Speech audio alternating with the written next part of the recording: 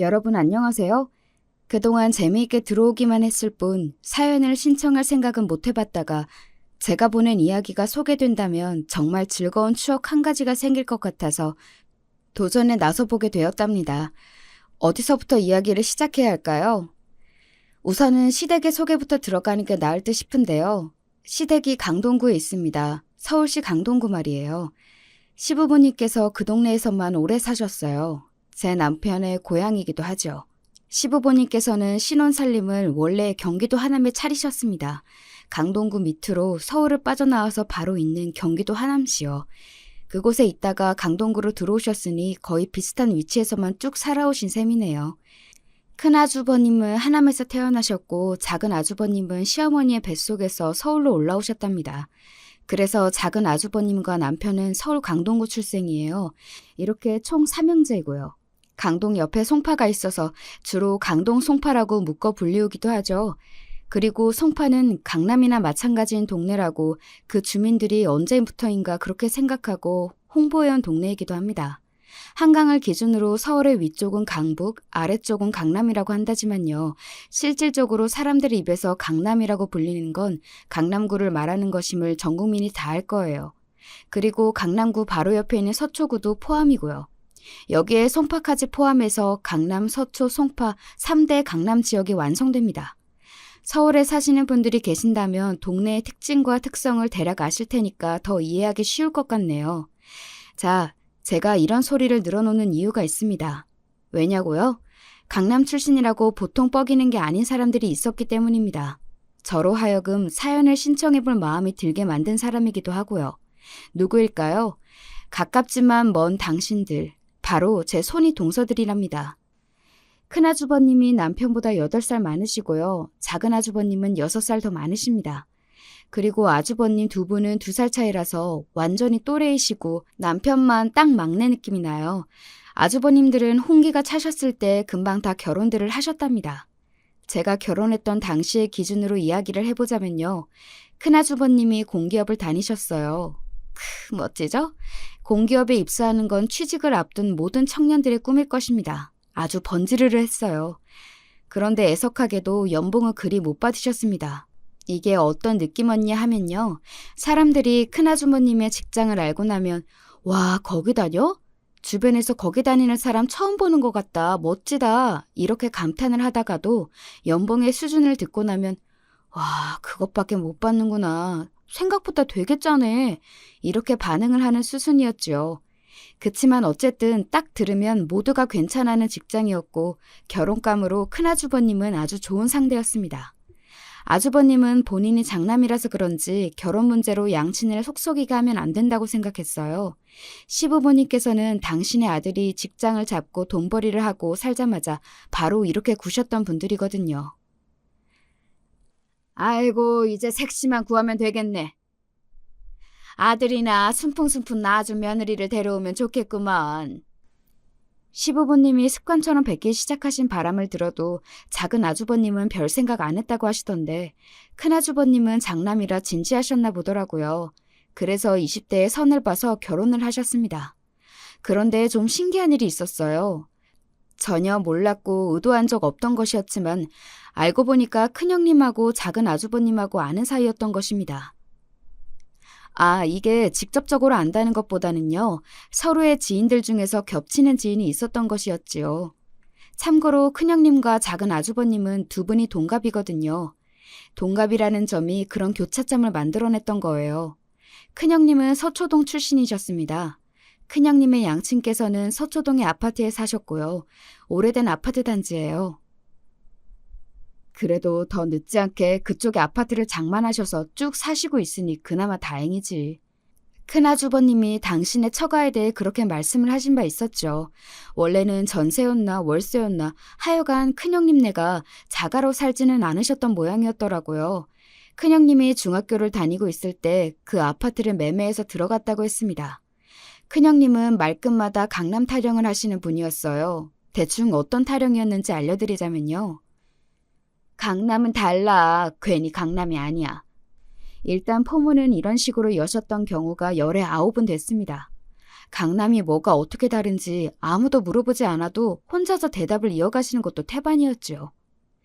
생활 수준이 다르고 사람들이 생각하는 게 다르지. 근데 그럴 수밖에 없어. 왜냐고? 매일 보고 듣는 동네 수준이 있으니까. 거기에 생각하는 게 자연스레 맞춰지게 되는 거야. 상향 평준화가 되는 거라고 보면 돼. 그러실 때마다 유독 얼마나 교양 넘치는 목소리로 그러시는지 내용을 빼고 말투만 듣자면 아나운서 같았습니다. 직업이 그쪽이신 건 전혀 아니었고요. 큰형님은 서울에 있는 4년제 대학을 나왔어요. 서울대학교라는 건 아닙니다. 그 급 말고 아래의 수준에 있는 대학인데요. 혹시나 대학 비하가 될까봐 정확한 대학명은 기재 안 할게요. 너무 보통인 대학을 나오셨다는 걸 두고 큰형님은 이렇게 변명을 하셨습니다. 아유, 내가 그때 헛바람이 잘못 들어서 집중을 못하는 바람에 대학 입시를 완전히 망쳤던 거였잖아. 생각을 잘못했던 거였지. 그래서 학벌 자랑은 못하셨어요. 강남 자랑만 하셨죠. 대신에 학구는 자랑하셨습니다. 그 유명한 입시과일 동네가 강남인 건 다들 아시죠? 강남 8학군 말이에요. 큰형님의 입에서 나오는 입시 전설, 대치동 학원가의 비밀 이런 걸 들을 때마다 저는 멀뚱하게 눈만 꿈뻑였습니다. 큰형님네가 자산가라든지 이런 건 아니었어요. 제가 보기에 큰형님 집안의 가장 큰 업적은 강남 살고 서초동에 아파트가 있다는 것이었습니다.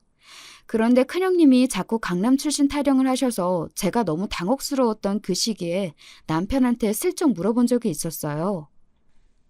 근데 거기서 가족분들이 살고 계신 거 아니야? 서초동 아파트에. 그렇지. 그럼 소용없는 거 아니야?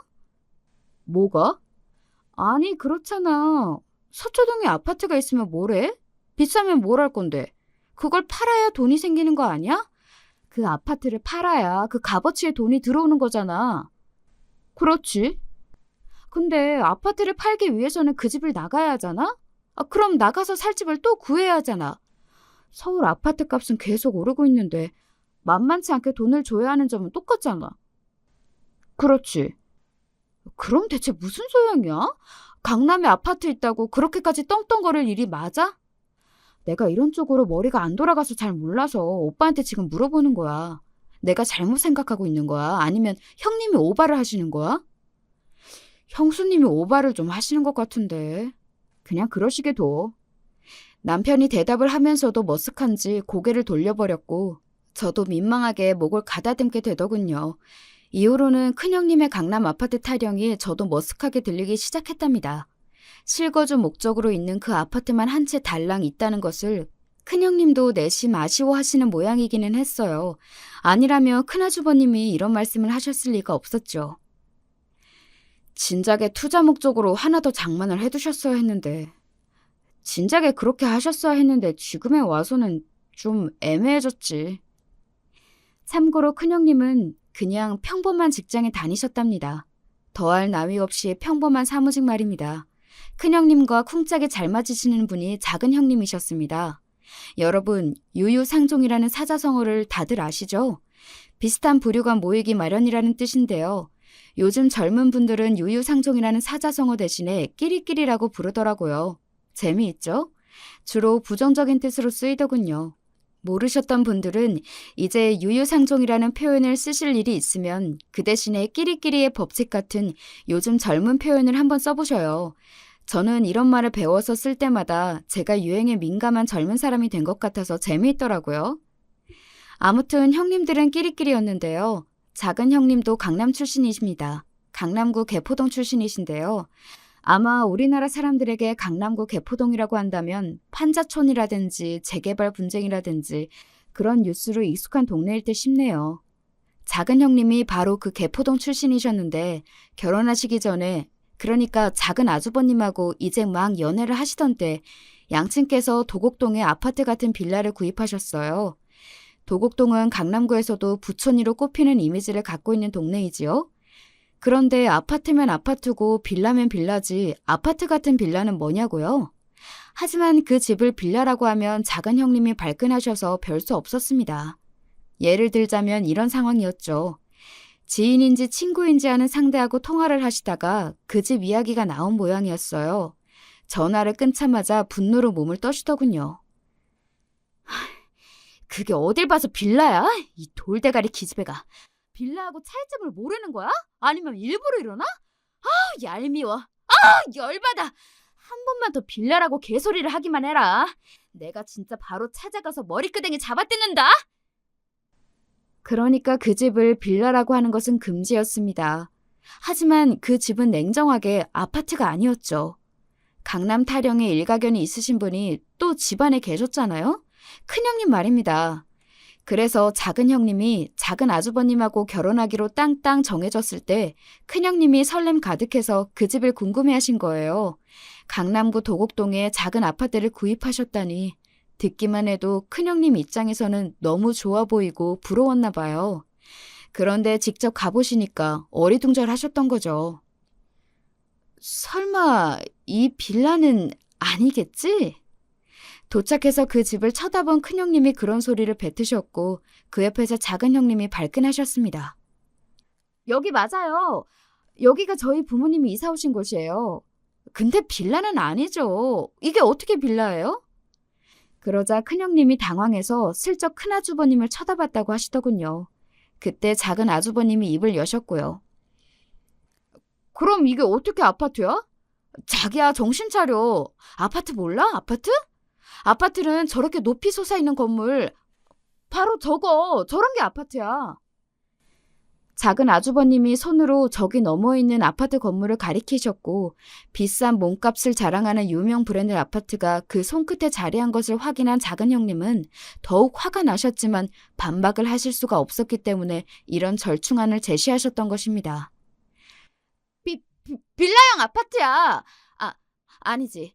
아파트형 빌라? 그런 거 있잖아. 그런 거야, 이 집은. 알겠어?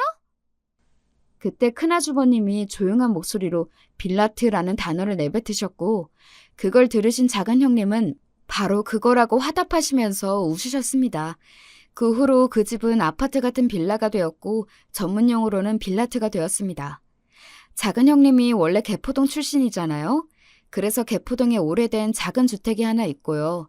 그 외에 이제 도곡동에 아파트 같은 빌라 한 채가 생기게 된 것이었답니다. 이것만 봐도 느낌이 어딘가 큰형님하고 비슷하지 않나요? 결이라는 게 비슷했죠. 두 분이 끼리끼리인 것은 이유가 다 있었습니다. 큰형님하고 작은 아주버님하고 알고 보니까 겹치는 지인이 있는 사이였다고 했잖아요. 그래서 별로 결혼 생각이 급하지 않았던 작은 아주버님한테도 여자를 만나보라고 소개가 좀 들어왔던 것입니다. 지인들이 너는 결혼 안 하냐, 너는 누구 안 만나냐 이랬던 거예요. 지인들의 부추김을 받고 나서 작은 아주버님의 마음이 흔들렸고 누구라도 괜찮은 상대가 있으면 얼른 만나볼 의욕이 생기셨던 것입니다. 그러던 와중에 큰형님이 지인을 통해서 누군가를 만나게 됐던 것이죠. 내가 이번에 많이 친해진 동생이 있는데 너무 괜찮은 것 같아. 특히 너랑 잘 맞을 것 같던데?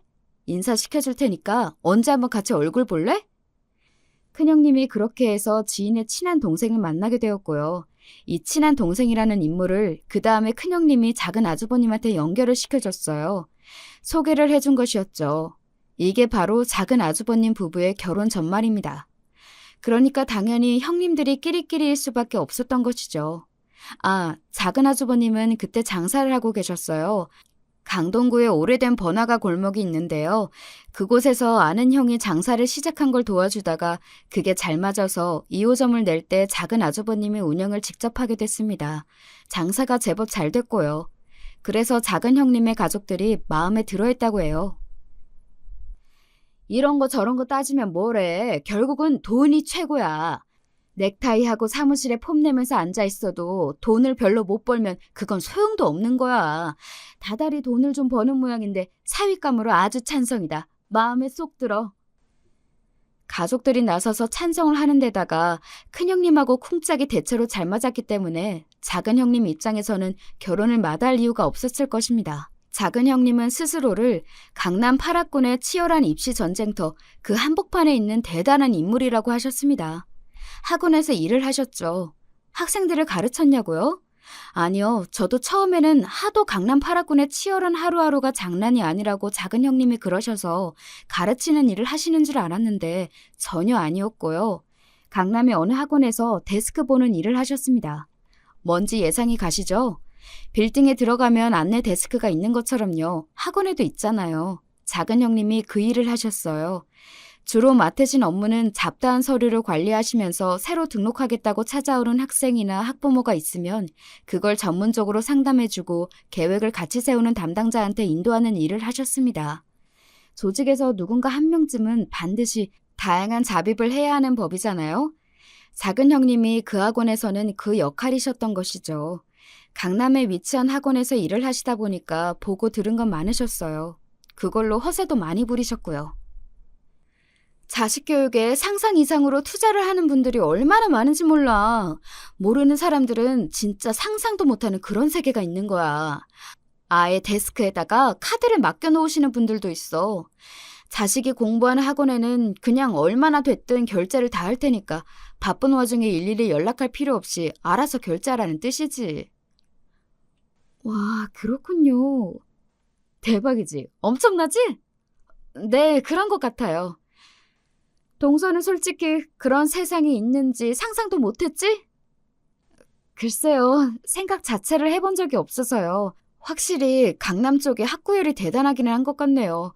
괜히 강남 8학군이 아닌가 봐요. 지금 이야기만 들어서는 얼핏 감이 안 올 거야. 얼마나 대단한 세상인지. 강남 쪽은 사는 모양 자체가 달라. 공부하는 모습도 다르고 목표도 남달라. 괜히 무리를 해가면서도 자식을 강남 쪽으로 보내서 공부시키려고 하는 부모들이 있는 게 아니야. 그렇게 해야 조금이라도 자식에게 다른 인생을 맛보여줄 수 있으니까 그렇게 하는 거지. 와, 그런 거였군요. 응, 그래. 이게 바로 강남이야. 솔직히 듣는 제 입장에서는 그래서 대체 뭘 어쩌라는 건가 싶어서 작은 형님이 강남의 입시 전쟁에 대해 이야기를 하실 때마다 어떻게 반응해 드려야 할지 보통 난감한 게 아니었습니다. 성공한 부자들이 가득한 강남이기 때문에 더 큰 성공을 위해 자식 교육에도 아낌없는 투자를 한다는 이야기. 네, 멋지죠. 이상적이죠. 그런데 문제는 제가 그런 세상의 이야기에 별로 감흥이 없다는 것에 있었습니다. 제가 멋쩍은 미소를 짓는 걸 두고 작은 형님은 강남의 세상 같은 건 제가 감히 범접할 수도 없고 넘볼 수도 없기 때문에 아무 의혹 없이 반응하는 거라고 보신 모양이었어요. 마치 저에게 놀라운 세상의 단면을 알려주시겠다는 듯 격양된 목소리로 말을 이어가시기도 하였지요. 국내에 쓰는 사람이 얼마 없다는 발급이 가장 까다로운 신용카드를 갖고 계신 분들을 나는 종종 보고 있어. 그 카드를 받아서 내가 직접 결제를 몇 번 해봤지. 강남의 학원에 있다 보면 그런 건 그냥 일상이야. 선물도 자주 들어오는데 영국의 고급 홍차?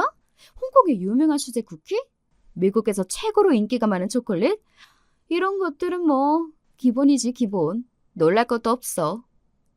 저를 향해서 넌 이런 거 모르겠지만 내 덕분에 그런 세상이 어떤 건지 이야기라도 들어보는 줄 알아라. 이런 가정을 깔아두고 말씀을 하셨죠.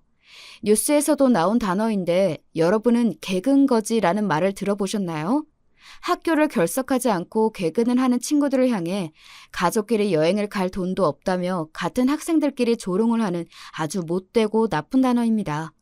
여행도 그냥 국내 여행 말고 해외여행은 되어야 여행이라고 취급을 해준다고 하더군요.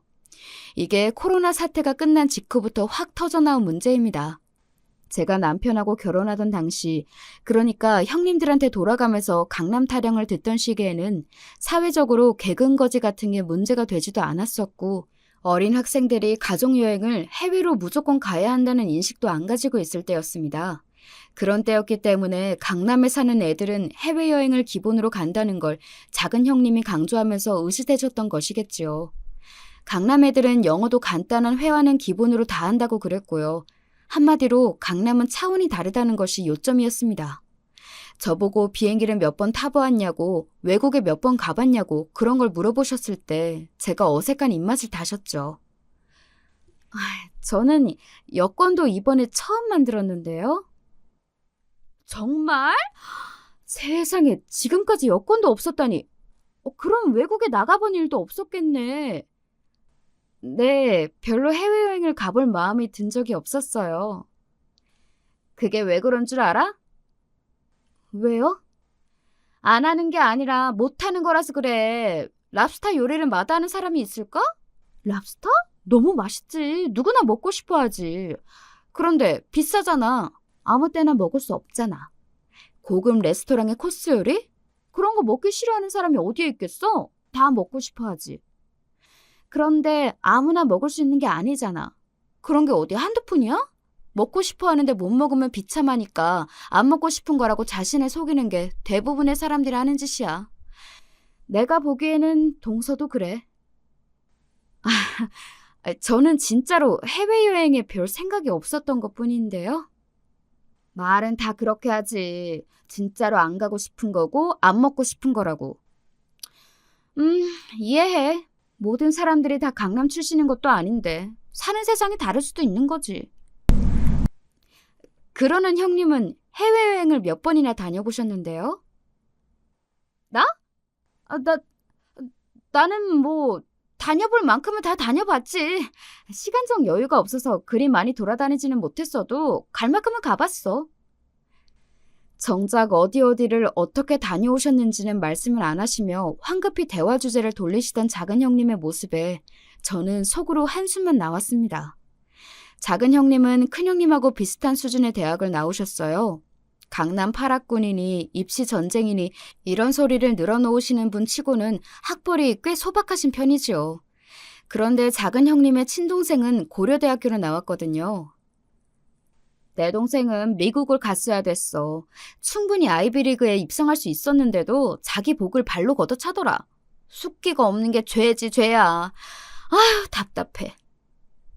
그래서 그런지 당신의 친전 동생 이야기를 그런 식으로 자주 하셨는데 가만히 뉘앙스를 들어보면 답답한 푸념이 아니라 은근한 자랑에 가까웠습니다. 본인의 부족한 학벌을 친정 동생의 학벌로 땜빵을 하시는 듯 보였어요. 아무튼 큰아주버님, 작은아주버님 내외들은 이런 인물들이셨고요. 형들보다 어린 막내인 제 남편은 아주 좋은 기업에 다니는 인물이었습니다.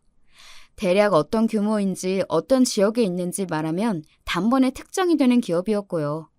한마디로 막내가 형들보다 직업을 잘 얻었어요. 취업을 잘했습니다. 당연히 대학도 잘 나왔고요. 그렇다고 외모가 빠지는가 하면 그렇지도 않았습니다. 아무리 제 눈에 안경이라고 하지만 남편이 어디 가서 욕먹을 외모는 절대 아니에요. 그럭저럭 준수합니다. 반면에 저는 경기도에 있는 인지도가 낮은 전문대를 나왔습니다. 그리고 남편을 처음 만났을 때는 동대문에 있는 어느 상가에서 아르바이트를 하고 있었어요. 출퇴근을 하기에 괜찮은 위치에서 자취를 하고 있었는데 자취방이 중랑구에 있었습니다. 절대 지역 비하가 아님을 밝혀둘게요. 저는 그런 거에 아무런 편견이 없는 사람입니다. 그러니까 친구가 위치도 좋고 금액도 괜찮은 넓은 투룸을 얻게 되었는데 같이 자취하자고 했을 때 그냥 너무 기뻐서 오케이 했을 뿐이지 거기가 중랑구에 있다고 해서 마이너스 요소인 거라고는 생각 안 했습니다. 제가 남편을 처음 만났던 나이 25이었습니다. 저희 부부가 6살 차이가 나거든요. 그래서 형님들은 제가 내세울 건 나이였다고 멋대로 판단들을 하셨던 것 같아요. 남편은 저를 만나기 이전에 사귀었던 여자하고 상처뿐인 이별을 경험했었는데요. 시댁 식구들도 그걸 다 알았어요. 그래서 남편에게 섣불리 새로이 다른 여자를 만나보라고 지나가는 말로나마 이야기를 꺼내지 못했습니다.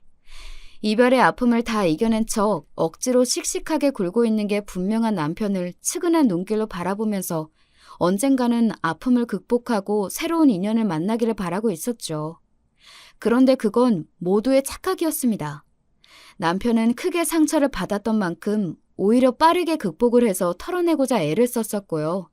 사랑의 아픔은 새로운 사랑으로 덮는다는 말처럼 저를 만나서 이미 기운을 다 차렸고 즐거운 연애를 이어가던 와중이었어요. 그런데 그 모습을 보고서 다들 남편이 일부러 씩씩한 척을 한다고 멋대로 착각들을 했던 것입니다. 다들 각자의 생활이 있으니까 남편을 자주 보는 것도 아니라서 그 착각이 해소될 기회가 좀처럼 없기도 하였고요. 그랬더니만 남편이 어느 날 새로 여자친구가 생겼다는 말을 해도 놀라울 판데 아예 지금 만나는 여자친구하고 결혼을 하기로 했는 말을 꺼내는 바람에 시댁이 뒤집어졌던 것입니다. 시부모님께서는 그 시대분들 치고는 느긋하게 결혼을 하시기도 했었고 3년이나 지나서야 첫아이를 보셨으니까요.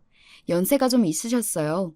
그러니 공부도 잘하고 인물도 괜찮고 하여간에 걱정 없는 막내가 다시 여자친구를 언제나 만들까 싶었더니만 그게 아니라 아예 결혼을 말을 해버리니까 그저 놀랍고 반가우셨던 것입니다. 묻고 따지고 재지도 않으셨어요. 두 분의 입장은 무조건 환영이었습니다.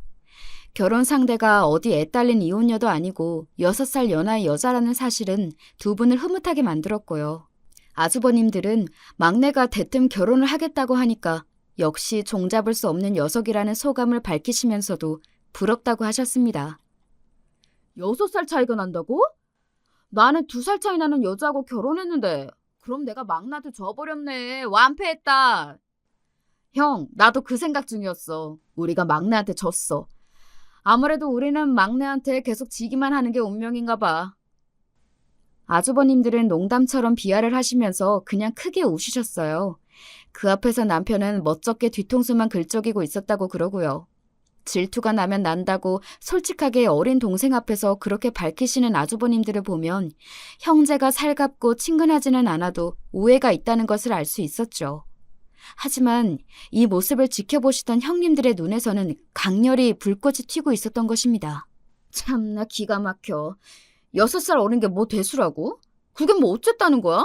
남자들이란 저래서 안 돼. 그치 동서? 아우 당연하죠 형님. 남자들이 저래서 안 된다는 거예요. 남자는 나이를 먹어도 애라는 소리가 있는 게 저렇게 생각하는 수준이 단순하고 1차원적이라서 그런 것 같지 않아요? 도련님이 결혼하신다는 그 여자친구가 이제 26이라고요? 어리긴 하지만 입이 벌어질 만큼 어린 것도 아닌데 뭐 그렇게 나이 가지고 호들갑인지. 나이 말고는 내세울 게 없어서 그런 건가 싶기도 하네요. 나도 그런 생각이 들더라. 아까 언뜻 듣기로는 변변한 직장도 없고 무슨 아르바이트 같은 거를 하는 여자라고 그러지 않았어? 26이면 취업해서 한창 직장 생활을 시작할 때인데 뭔 아르바이트야? 혹시 졸업을 늦게 했나? 저 아까 들은 것 같아요. 도련님 여자친구 말이에요. 전문대 나왔다고 하는 것 같아요. 4년제도 아니니까 당연히 졸업한 지도 꽤 됐죠. 근데도 아르바이트나 하고 자빠진 거예요. 와, 진짜 제정신이 아니네요. 뭐? 전문대? 가지가지하네. 집안은 뭐 하는 집안이래? 어디 산다고 하는지 들은 거 있어? 중랑구 쪽에서 자취한다는 것 같던데요? 어머, 미친 거 아니야? 너무 격이 떨어지잖아. 아니, 동서, 내가 지금 괜한 화를 내는 거야? 도련님이 아무래도 잘못된 콩깍지가 신 것 같아서 내가 분노를 금할 수가 없어. 화가 나는 게 당연한 상황인 것 같아요, 형님. 도련님이 생판 남이라면 화가 안 나겠지만 그게 아니잖아요. 어떻게 멀쩡한 여자친구를 만나다가 그렇게 수준 떨어지는 사람을 사귀어서 결혼한다고 그러는 걸까요? 도련님이 홧김에 결혼한다고 그러는 건 아닐까요? 일리가 있어. 도련님이 연애를 짧게 했던 것도 아니고 5년이었잖아. 5년이면 꽤 긴 기간이었는데 그렇게 끝이 나버렸으니 솔직히 도련님이 아직 제정신을 못 차린 거지. 그래서 아무나 잡고서 결혼을 한다고 그러나 봐. 우리가 아버님 어머님한테 말씀이라도 드려봐야겠네. 네 형님. 전문대 나오고 아르바이트나 하고 중랑구에서 자취? 아직 실제로 만나본 건 아니지만 기본 사양만 보더라도 그냥 뻔해요. 이미 어떤 식으로 덜 떨어진 연인지 느낌 다 왔어요. 분명히 나이 좀 어린 거 가지고 그거 하나 내세워서 홀랑 결혼을 해치워버리려는 수작이겠죠. 저는 절대로 반대해요. 앞서 알려드린 두 형님들의 특징을 따르자면 저 같은 조건의 여자는 두 분의 입장에서 봤을 때 꽝이었던 겁니다. 실격이었죠. 하지만 그렇다고 해서 시부모님 두 분이 저를 무조건 환영하겠노라 선언을 하신 상황이었는데도 형님 두 분이 그렇게 뒤에서 이를 갈면서 색안경을 쓰신 상태로 저를 안 좋게 보실 이유까지는 있었는지 제가 너무 당황스러울 수밖에 없었네요. 남편이 저를 만나기 이전에 사귀었던 여자친구하고 5년을 만났는데 결혼 이야기까지 진작에 나온 사이였다고 해요. 형님들하고도 그 여자가 안면이 당연히 있었고요. 게다가 여자 셋이서 꽤 잘 통했던 모양이었습니다. 남편은 정작 자기 형수님들하고 전혀 안 친하고 어색해하는데 전에 사귀었던 그 여자가 형님들하고 죽이 잘 맞았던 거예요. 형님들하고 잘 맞았다는 점에서 혹시 감이 오실지도 모르겠는데 그 여자가 집이 꽤 잘 살았습니다. 그 여자의 부모가 식당을 했는데요. 거기가 유명한 맛집이었어요. 허름하게 생겼지만 식당이었으나 아주 돈을 쓸어 담았다고 합니다. 돈을 벌어도 식당을 리모델링하지 않았던 게 약간 허름해 보이는 것 자체가 어찌 보면 장사 수완이었던 거예요. 전략이었죠. 정감이 넘치는 이미지를 밀고 나가며 장사를 했으나 정작 그 부모를 비롯한 가족들은 벤츠를 타고 다녔다고 하더군요.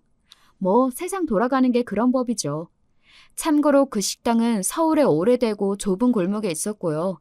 그 여자는 혼자 자취를 하고 있었는데 강남에서 했습니다. 논현동에서 자취를 했다는 걸로 아네요. 이러니까 강남 타령의 삼매경이신 형님들하고 그 여자가 잘 맞았던 것 같아요. 식당이 잘 돼서 집안에 돈이 꽤 있지 강남 한복판에서 자취를 하지. 그것만 봐도 그 여자가 지닌 조건들이 형님들의 마음에 쏙 들었을 것입니다.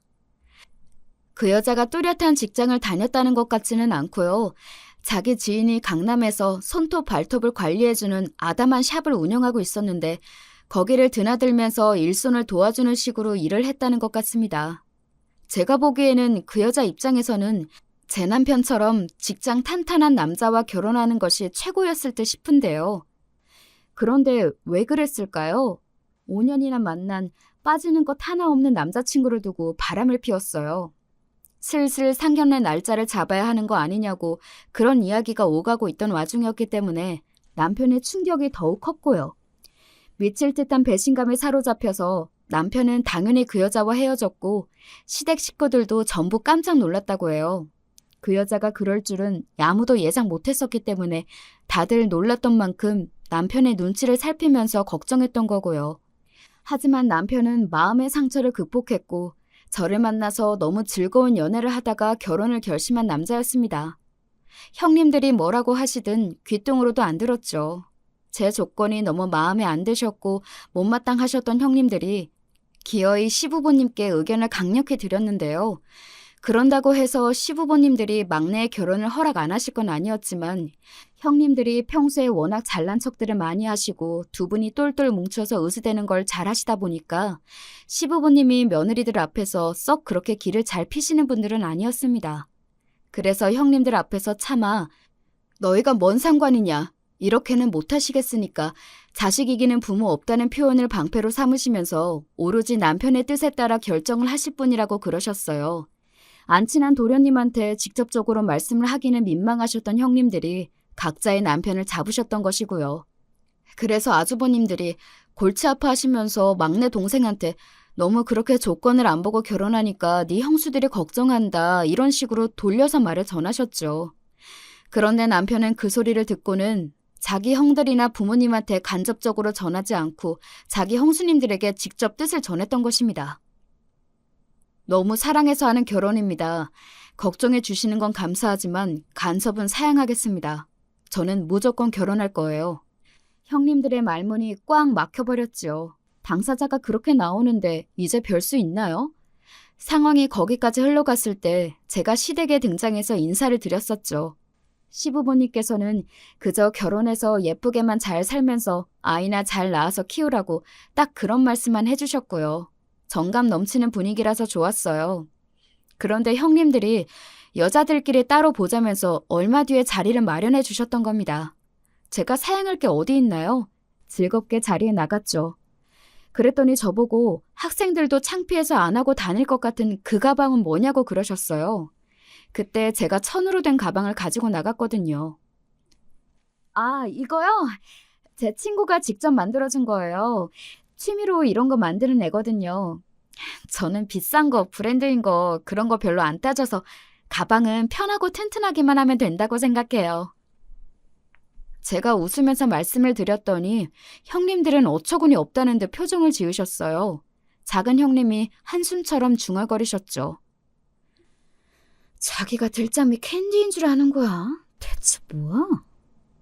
아무래도 저를 역경에 피어난 가운데에서도 꿋꿋하게 나아가는 컨셉을 지닌 사람이라고 보신 모양이었습니다. 저는 어리둥절해하면서도 기본적인 자기소개를 해나갔고요. 저희 부모님이 경기도 광주의 시골 동네에 사신다는 것, 아직 결혼 안 한 제 친오빠가 아직도 공부 중이라는 것, 이런 걸 들으시고 나자 두 분이 알만하다는 눈빛을 하셨습니다. 그러거나 말거나 저는 형님들에 대해서 많이 알고 싶다고, 친해지고 싶다고, 제가 어리니까 앞으로 많이 노력하겠다고, 이런 식으로 최대한 밝게 예의를 차려서 말씀을 드렸습니다. 그러자 두 분이 피식 비웃는 소리를 내시더니 본인들이 살아온 세상은 제가 상상도 할 수 없는 길이었다고 똑같이 그런 소리를 하시더군요. 저는 미처 몰랐던 것입니다. 형님들의 강남 자부심이 어떤 수준인지를 말이에요. 네, 그때부터였어요. 형님들의 끝모를 자랑이 시작되었죠. 제가 형님들에 대한 사전 정보가 없었거든요. 그래서 머릿속에는 온통 이분들 대체 뭐지?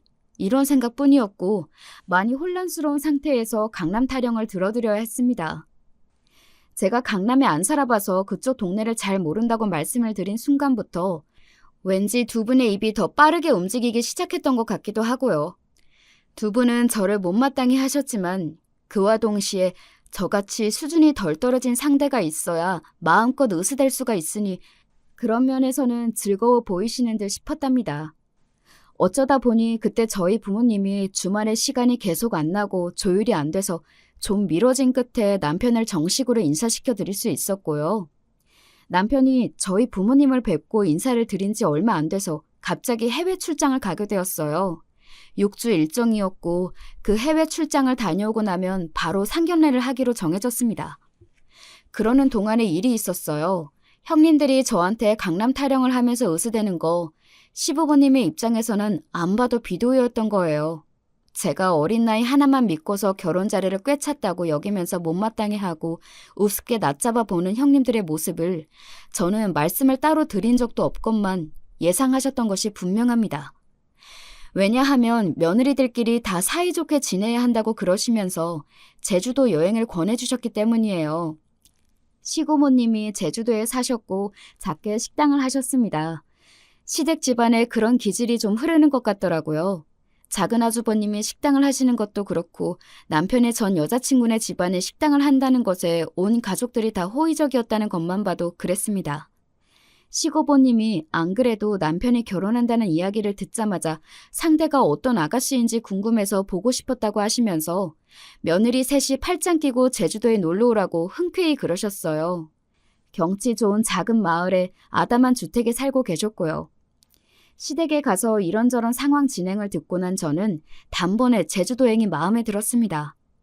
형님들은 막내 며느리 왕따시키지 말고 여행 가서 친분을 제대로 쌓고 오라는 시부모님의 의도가 깃든 것 같아서 제주도행을 왠지 떨떠름하게 생각하시는 눈치였으나 딱히 거절할 핑계를 만들어내지 못하셨죠.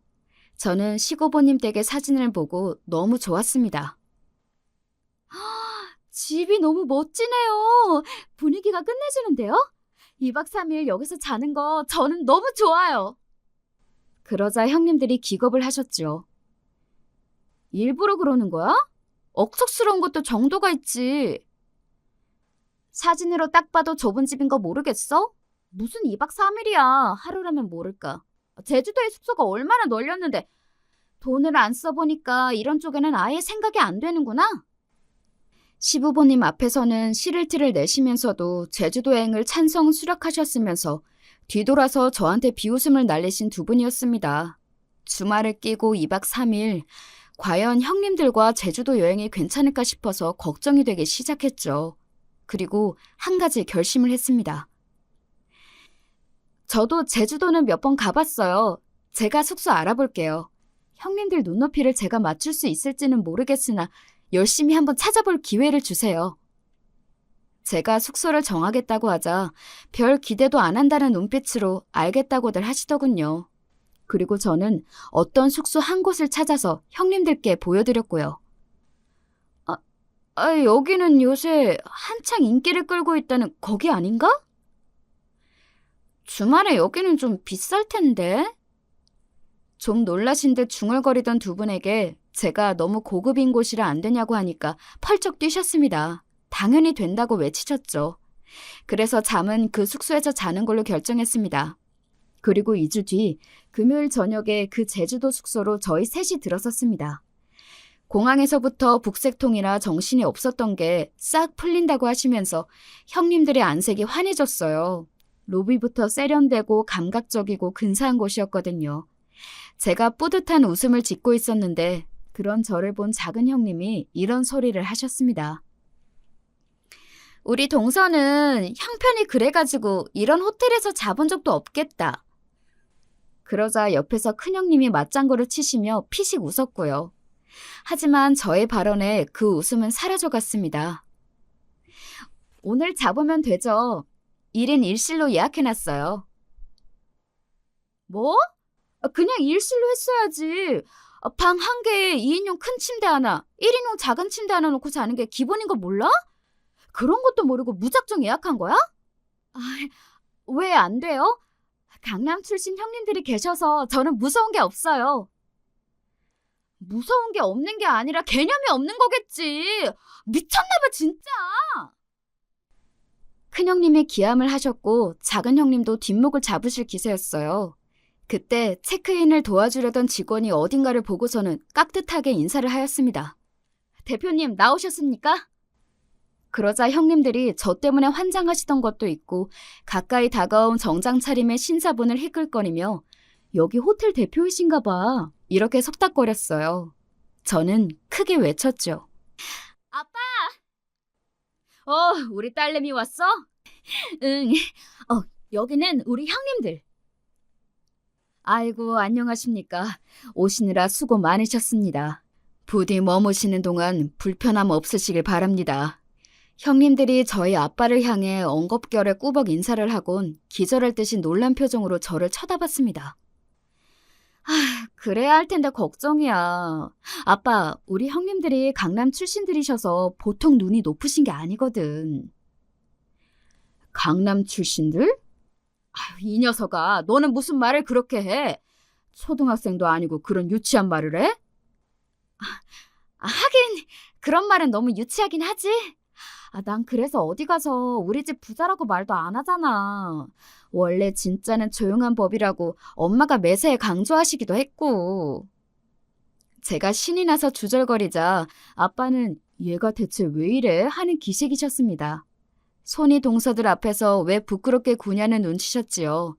그러자 형님들의 얼굴은 잘 익은 토마토처럼 변하기 시작했습니다. 민망하고 유치하고 부끄럽게 굴었던 건 본인들이었으니까요. 우리 동서가 이렇게 멋진 근사한 그러니까 좋은 호텔의 대표님을 아빠로 두었을 줄은 몰랐네요. 너무 대단하네요. 콧대 높게 굴던 큰형님은 어디 가시고 온통 횡성수설을 하시더군요. 작은 형님은 아예 울 기세였습니다. 한 대 툭 치면 울음 터뜨릴 것 같은 얼굴이 되셨더라고요. 배정받은 방으로 올라가서 근사한 내부를 확인하신 형님들은 두 분 다 의자에 털썩 앉으셨습니다. 힘이 빠지신 모양이었죠. 저에게 설명을 요구하시는 눈빛이길래 말씀을 다 드렸어요.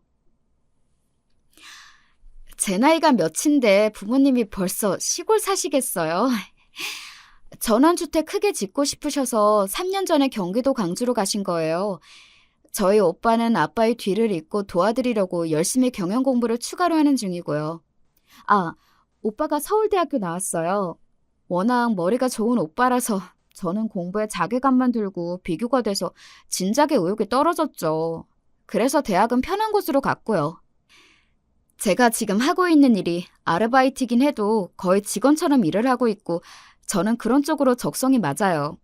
뭐가 됐든 제 가게를 차리게 될 것 같고요. 저희 엄마가 차려주신다고 했으니까 별로 걱정은 없어요. 형님들이 하도 강남을 좋아하셔서 말씀드리는 건데요. 저희 집도 강남에 뭐가 있긴 해요. 오빠 명의로 작은 건물 하나가 있거든요. 부모님이 해주신 거예요. 청담동에 있는데 작은 상가라서 구경할 건 별로 없지만 다음에 같이 가서 둘러봐도 좋겠네요. 강남에 상가 건물을 가지고 있다는 대목에서 끝이 난 것이었습니다. 형님들은 이제 눈을 질끔 감고 계셨어요.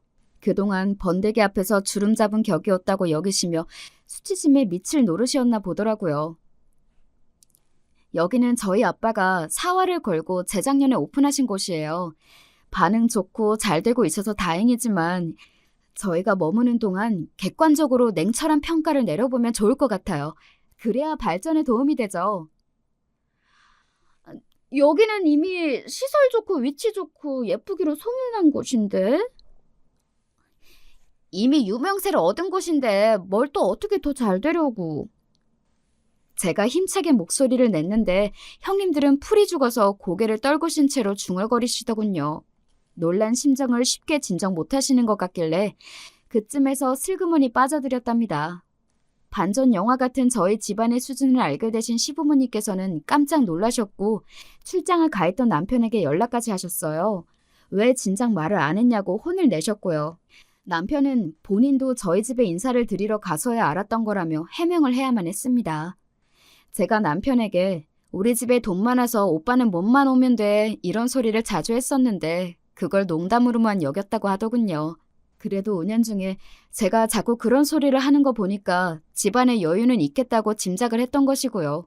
하지만 그 정도로 잘 살 줄은 몰랐다고 하면서 본인이 일부러 자기 가족들한테 말을 안 한 건 아니니까 이해해달라고 남편이 적극적으로 말을 했습니다.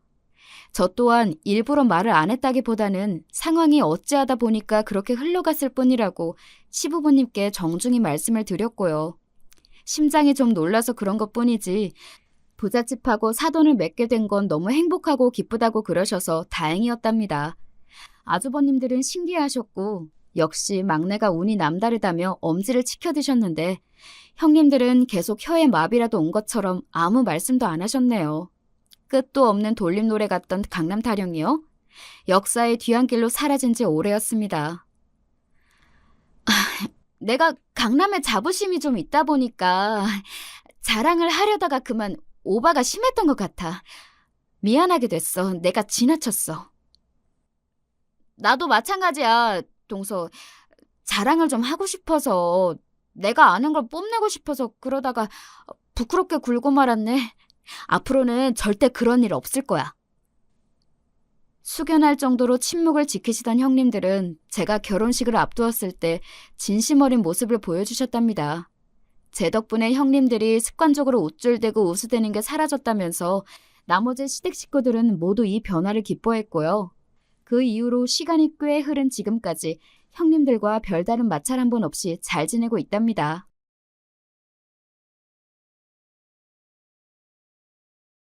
안녕하십니까. 저도 이런 곳에 제 얘기를 해보는 날이 오네요. 사실 제가 글보단 말이 편한 사람인데 이렇게 쓰긴 서툴러서 집사람 도움을 받아 적어봅니다. 저는 서울에 살고 있는 50대 남성입니다. 왠지 이걸 콕 짚고 넘어가야 할 것 같아 말해봤네요. 제 또래분들부터 그 윗분들까지 아마 많은 연령대 분들이 여기 듣고 계실 것 같은데요. 저는 아주 멀디 먼 지방에서 살다가 서울에 올라온 사람입니다. 본래 살던 고향에선 절 포함 6남매가 있고 남자라곤 저와 형 둘뿐이에요. 그런 둘이서 의지하며 지냈으면 참 좋았으련만 현재까지 우린 의절한 상태로 서로의 소식을 모른답니다. 이 부분을 저보다 1살 위인 막내 누나가 그렇게 안타까워해요.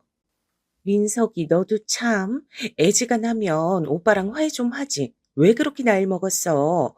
우리 얼마 전에도 오빠 환갑이라 다녀왔잖아. 너도 그런 자리 같이 가면 좀 좋아? 그런 얘기를 나한테 해서 뭐래. 형도 연락 없고 말 끊은 지 벌써 시간이 얼마나 지났냐고. 그런 얘긴 그만하자. 알고 싶지도 않아. 어휴, 그러니까 엄마가 눈 감으면서도 그렇게 안타까워가지고 주먹을 꽉 쥐었지. 넌 엄마 불쌍하지도 않아? 이게 너한테만 뭐라 할 일이 아닌 거 알지만 그래도 네가 중석 오빠보단 동생이잖아. 네가 먼저 손 내밀었어야지. 잔소리쟁이 막내 누난 늘 저렇게 똑같은 레파토리로 절 가르치려 든답니다. 그래도 6남매 중 가장 저한테 다정하고 절 챙겨주는 사람이었어요. 그 위에 누나들도 연락을 하긴 하지만 다들 살기 바쁘거든요. 제가 한창 형과 사이가 좋았을 때에는 아마 15살? 그러니까 중학교 2학년쯤 되었을 거예요. 형은 저보다 나이가 4살이 많았어요. 그래도 그땐 형제들끼리 낭만이란 게 있었는데 중간에 정환이란 놈이 끼어들면서 상황이 잘못 가게 됐어요. 준석이 형, 저도 형 따라다니면서 무서운 형들이랑 친해질래요. 좀 소개시켜주면 안 되나요?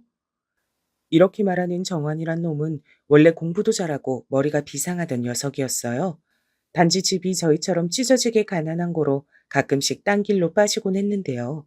당시 저희 형은 동네에서 유명하고 다들 알아주는 멋쟁이에 싸움도 잘했거든요. 형은 이렇게 들러붙는 정환이 놈을 그닥 귀찮아하진 않더라고요. 네가 민석이보다 낫다. 이놈은 도통 야심이란 게 없어. 아, 그리고 무서운 형이랄 것 없이 다 내 아래야. 근데 알아서 뭐에 써먹으려고? 누구한테 원한이라도 있어? 그런 건 아니고 그냥 세지고 싶어서 그래요. 다니면서 맨날 무시당하고 집도 못 살고 샌님이라 당하는 거 싫어서요. 형도 이런 기분 때문에 힘 기르신 거 아니에요? 사실 저희 형은 없는 형편에 어머니가 무리해서 대학 보내려고 아주 안달으시긴 했어요. 근데 제가 봐도 이해가 안 될 정도로 툭하면 싸움에 끼어있더라고요. 저는 그런 형이 마음에 들지 않았습니다. 하지만 정환이 녀석은 늘 저보고 부럽다고 하더군요. 제 속도 모르고 말이에요. 아, 넌 진짜 좋겠다. 나도 저런 형이 있었으면 좋겠어. 싸움도 잘하지, 이 동네에선 무적이지. 그리고 머리도 좋으시잖아. 그건 네 생각이지. 친해지던지 말든지 네 맘대로 해. 이렇게 형과 정환이 둘이 붙어먹는 것에 대해 전 별 생각이 없었고 관심도 안 가졌는데요. 그래서인지 가끔씩 저희 집에 와서 정환이 녀석은 우리 어머니 뒤에 들러붙어 농담을 하고 있더라고요. 어머니, 허리 아프시니까 제가 할게요. 이거 상 같이 들어요. 중석 형도 좀 이따 온다고 이랬으니까 같이 차릴게요. 아이고, 정환이 너는 진짜 씩씩하고 예의가 바르다 하죠. 어른들이 좋아할 수밖에 없어. 우리 민석이도 그럼 좋겠는데 말이야. 처음엔 이렇게 가까워지는 것에 큰 관심이 없었으나 점점 우리 집에 자주 찾아오고 정환이 녀석 입지가 커지더라고요. 그렇다고 저랑 엄청 친한 것도 아닌 상태로 맨날 형이랑 어울려 다니니 이 녀석은 점점 본질적으로 변해갔어요. 얼마간 오는 게 뜸하더니만 나중에 학교에서 마주쳤을 때 대뜸 저한테 이러는 거예요. 야, 민서가, 너 돈 좀 있냐? 아, 딴 건 아니고 좀 쓸 데가 있어서 그런데 있는 거 다 내놔봐. 옆에 웬 건들거리는 녀석과 절 보고 꽤 위협적으로 말하기에 순간 놀랐어요. 하지만 이내 침착하게 말을 했는데 그럴 상황이 아니었던 거예요. 웬 돈? 그걸 왜 나한테 찾아? 니네 집에 가서 달라 그래. 내가 돈이 어딨어? 그러고 돌아서려는 찰나 제 어깨를 확 낚아채듯 잡은 건 정한이 녀석 옆에 있던 놈이었어요. 뭐야? 이거 왜 이래? 당장 놔? 왜 이러냐고. 그런데 저는 그 말이 끝나고 또 한마디 하려다 금세 바닥에 쓰러져 버렸고 아프다기보단 너무 황당한 기분에 일어서질 못했어요. 그런 저를 내려다보는 건 정한이 녀석이었고요. 뭘 그렇게 봐? 너는 앞으로 그렇게 날 계속 올려다봐. 중석이 형 동생이라고 그동안 꽤나 알랑방구 껴대며 맞춰줬지. 그러니까 너 네가 뭐라도 되는 줄 알지? 중석이 형 뭣도 아니더라. 다른 형들한테 깨지는 거 다 봤어. 너도 이제 교통정리 좀 해줘야지. 내 꽁무니 잘 따라다닐 생각이나 해. 줄줄이 이어지는 말이 도무지 이해가 가지 않아 계속 녀석을 노려봤지만 저는 정말 무슨 초단위로 가격을 당하면서 움직이질 못했던 것 같아요. 그날 너무나 비참한 기분으로 집에 들어갔고 형은 마침 집에 있더군요. 평소에 워낙 대화도 안 하는 우리였지만 저는 입을 열었어요. 형, 정한이 놈이랑 무슨 일 있었어? 나 오늘 장난 아니었어. 그 놈이 나를 아주 엉망으로 만들었다고. 없는 돈이라도 쥐고 있었으면 다 뺏겼을 판이야. 이게 대체 무슨 일이야? 그러자 형은 외려 저한테 화를 버럭 내는 거예요. 어이가 없네. 나도 마침 너 기다리고 있었어, 이 자식아. 네가 그놈한테 그렇게 허풍을 떨어서 입판난 거 아니야. 나도 그놈 앞에서 개망신당했다고. 악랄한 놈. 끌고 다니면서 형거리더니 더 위에 형들이랑 싸움을 붙여? 그게 무슨 말인지 난 모르는 얘기야, 형. 내가 무슨 허풍을 떨어. 형은 제 말에 바로 확 일어서더니 제 앞으로 다가와 엄청 무섭게 말을 하는 거예요. 네가 그렇게 우리 형 싸움 잘한다고 이 동네 다 때려 부술 수 있다고 누구든 데려오면 끝내버릴 수 있다 그랬다며. 그래서 정환이 놈이 실제로 딴 동네까지 가서 아주 개판 싸움을 붙여버렸다고. 내가 얼마나 쪽팔렸는 줄 알아? 네 또래들 앞에서 오늘 흠씨 얻어맞고 망신을 당했다고. 그 말을 하는 형을 자세히 보니 얼굴 언저리가 확실히 멀쩡하진 않은 거예요. 절 붙잡는 손도 차차 제가 훑어보는 동안 형은 그 틈을 주질 않고 절 건드렸고 결국 어머니가 뛰어나와 말리시게 됐어요. 근데 정말 너무 황당한 건 그 뒤로 형이 얼마간 잠적을 했단 거예요. 그러니 어머니 속이 타들어가고 누나들도 걱정할 수밖에 없지 않겠어요? 저희 집은 아버지가 일찍 돌아가시고 어머니는 거의 마음속 가장처럼 형을 생각하셨거든요. 충석이 전에 누가 어디 버스터미널에서 봤다고도 하고 무슨 수로 어떻게 찾아오냐. 우리 장남 진짜 가슴 찢어져서 못 살겠다. 연락이라도 해주지. 이제 학교는 바라지도 않아. 그냥 집에 들어와서 집구석에 쭈그리고 있는 꼴이라도 보고 싶다. 어쩌냐. 이런 정말 얼토당토하는 이유로 형은 저를 입는 힘껏 진짜 쓰러지지 않을 만큼 엉망으로 만든 뒤에 사라진 거예요. 한창 몇 달이 지나 어머니께 연락이 오긴 왔다는데 형은 돌연 행방을 달리했다군요. 아니 글쎄 서울에 갔단다. 누가 그리로 데려가 줬다던가. 암튼 조만간 들린다는데 모르겠어. 진짜 와야 오는 거지. 아휴. 자식 새끼 많아도 적어도 가슴 뜯을 일 천지다. 너들은 제발 엄마 속 찢어내지 말고 적당히들 살아라. 엄마 진짜 죽겠다 죽어. 이후 저는 형이 없어진 동네에서 정환이 녀석과도 멀어졌지만 그 녀석이 뿌려놓은 오물들로 인해 계속 주변 친구들에게 비아냥을 듣게 됐어요. 야, 니네 형 말이야. 옆 동네 형한테 엄청 개망신당하고 서울로 튀었다며? 너 네 형 믿고 꽤나 나대고 다녔잖아. 정환이가 아주 이제 너는 자기 꼬봉이라고 있는 대로 다 굴려줄 거라고 벼르고 있더라. 그리하여 저 역시 학교 가기를 거부하고 싶었으나 어머니는 저라도 학교를 잘 다니길 너무나 바라셨어요. 이런 사정을 말하고 싶었지만 저는 강한 상대인 정환이에게도 약한 상대인 어머니에게도 그 누구에게도 제 의견을 못 말했어요. 그저 제 자신을 지키지 못한 채 내내 쭈글쭈글 주눅 들어가며 고등학교 1학년 때 정환이 놈이 전학을 가는 기적 같은 일이 벌어지고서야 겨우 무던히 숨을 쉴 수 있었답니다. 저는 학교를 졸업한 직후 서울로 올라와 버렸어요. 당연히 어머니는 말리셨지만 이때만큼은 제 뜻을 말했네요. 어머니, 나는 할 만큼 했어요.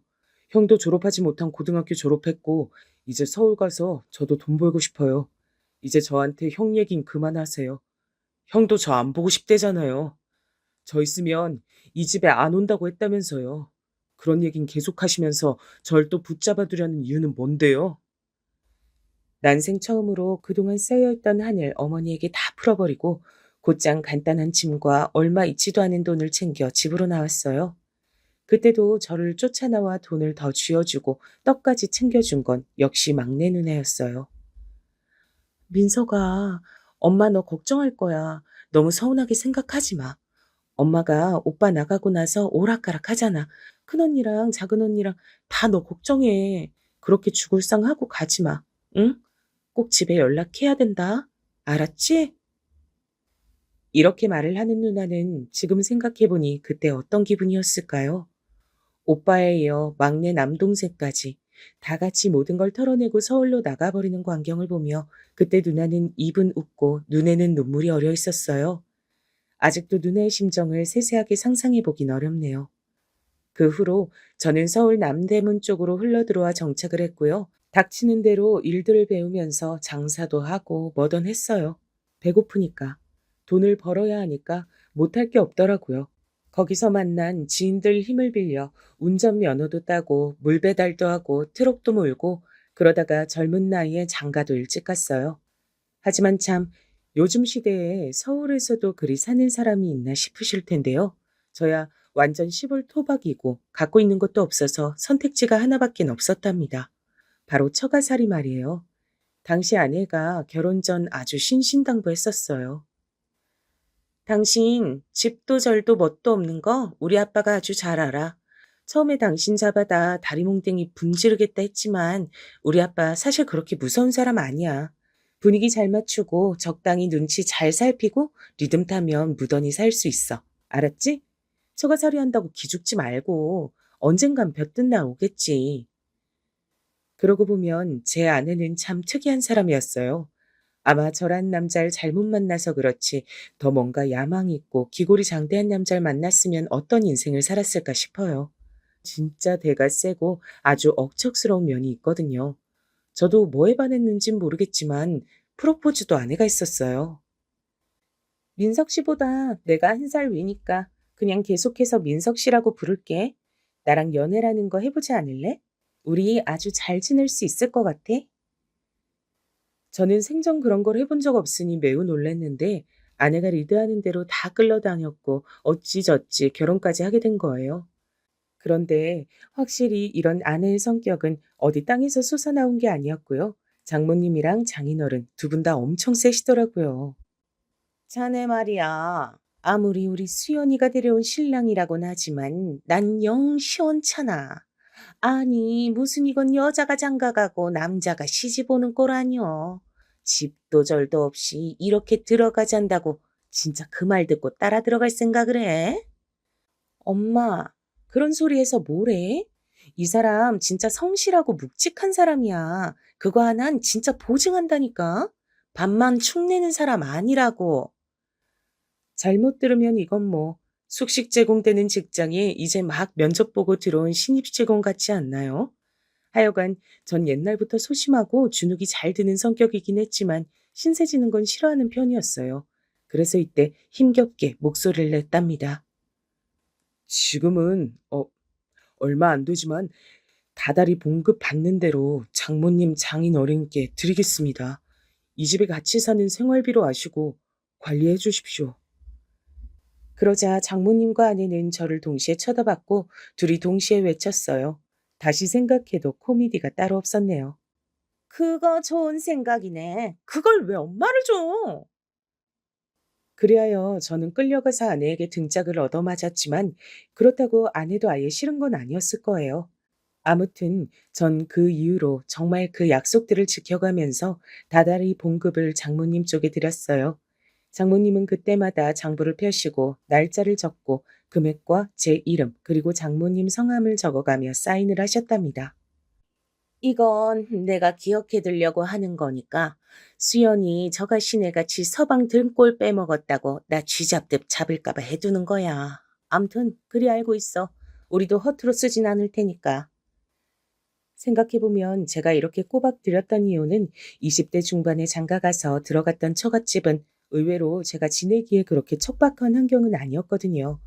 전 아직도 장모님이 불편하고 어렵습니다마는 그래도 뭐랄까 제 본가보단 분위기가 훨씬 나았어요. 제 결혼식 때엔 어머니와 누나들만 왔었는데 그때 막내 누나 얘기 들어보니까 여전히 싸하더라고요. 큰언니랑 작은언니는 시집가서 서울 온 지 오래고 나랑 엄마만 이 동네 살잖아. 나도 고민이야. 근데 새삼 너랑 언니들이 좀 야속할 때도 있다. 엄마 모시는 걸 결국 나한테 떠넘긴 거 아닌가.